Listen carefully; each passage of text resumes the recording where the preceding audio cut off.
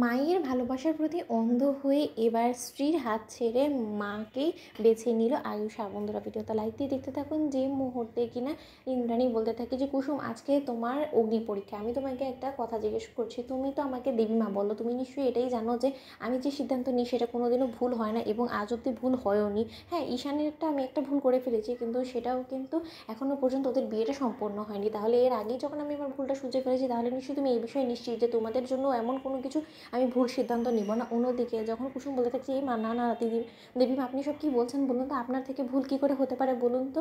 আপনি আমাদের জন্য যদি কোনো কিছু ভেবে থাকেন তাহলে তো আমি বলবো যে সেটা আমাদের সৌভাগ্য যে আপনি আমার কথাও ভেবেছেন। এবং আপনার যদি এটাই মনে হয়ে থাকে যে আয়ুষবাবুর ভাগ্য আমার সঙ্গে জুড়ে যাওয়ার কারণে আয়ুষবাবুর ক্যারিয়ারটা ডিস্ট্রয় হয়ে যেতে পারে, তাহলে আমি বলবো যে আপনার যেরকমটা মনে হয় আপনি আপনার ছেলের ভবিষ্যৎ গড়ার জন্য সেটাই বরঞ্চ করুন। এবং আমি যেহেতু আয়ুষবাবুর জীবনে একটা অভিশপ্ত হয়ে এসেছি এবং আমি যত শীঘ্র সম্ভব আমি বাড়ি ছেড়ে চলে যেতে আমি দ্বিধাবোধ করবো না, কারণ আমি মনে প্রাণে চাই যে আপনাদের গাঙ্গুলি পরিবারটা অটুট থাকুক এবং আমার কারণে কোনো রকম কোনো যাতে ফাটল সৃষ্টি এই বাড়িতে না হয় সেই দিকটা আমি অবশ্যই খেয়াল রাখবো। অন্যদিকে যখন ইন্দ্রাণী বলতে থাকে যে that's like my good girl, আমি এটাই তোমার কাছ থেকে এক্সপেক্ট করছিলাম। দেখো কুসুম, তুমি একদম মন ছোটো করবে না এবং তুমি একদম ভাববে না যে না তোমার পরিবারকে নিয়ে তোমার রাস্তায় গিয়ে বসতে হবে, তোমার ভরণ পোষণের গোটা জীবনের সকল দায়িত্ব আমি নিজের কাঁধে তুলে নেব এবং তোমার কোনো রকম কোনো যাতে কেউ কোনো কাজে খামতি না হয় সেই দিকটা আমি খেয়াল রাখবো। কিন্তু তার বিনিময়ে তোমাকে ছোট একটা কাজ করতে হবে। আজ থেকে 6 মাস বাদে তোমাকে ডিভোর্স পেপারে সিগনেচার করে দিয়ে চিরকালের জন্য আয়ুষের থেকে দূরে চলে যেতে হবে এবং আয়ুষকে ভুলে যেতে হবে।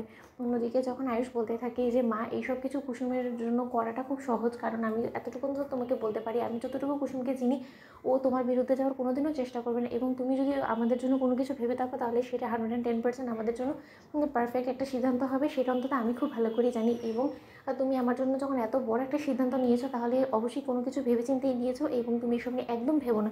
অন্যদিকে ইন্দ্রাণী গাঙ্গুলি বলতে থাকে যে আমার এই ঘরে এই রাতের বেলা আসার মোটিভ একটাই, কারণ আমি চাই না যে আমার পুরো পরিবারের সামনে তোমাদেরকে নিয়ে কোনো রকম কোনো কেচ্ছা কেলেঙ্কারি হোক। এবং তুমি তো খুব ভালো করেই জানো আয়ুষ যে তোমার ছোটো কাকিমণি সবসময় সুযোগ খুঁজে বেড়ায় যে কখন কী রকম কথাবার্তা হবে এবং সেটাকে নিয়ে ও পুরো গোটা বাড়িতে দৌড়ে বেড়াবে মুখে করে নিয়ে এই কথাগুলো। তার জন্যই আমি আসলে আড়ালে বলার জন্য এখানে এসেছি এবং আমি মনে করি যে তোমরা বন্ধুত্বপূর্ণ সম্পর্ক রেখে 6 মাস কাটিয়ে তো দেখতে দেখতে তার পরবর্তীতে তোমাদেরকে নিয়ে চিন্তাভাবনা করার জন্য তো আমি আছি।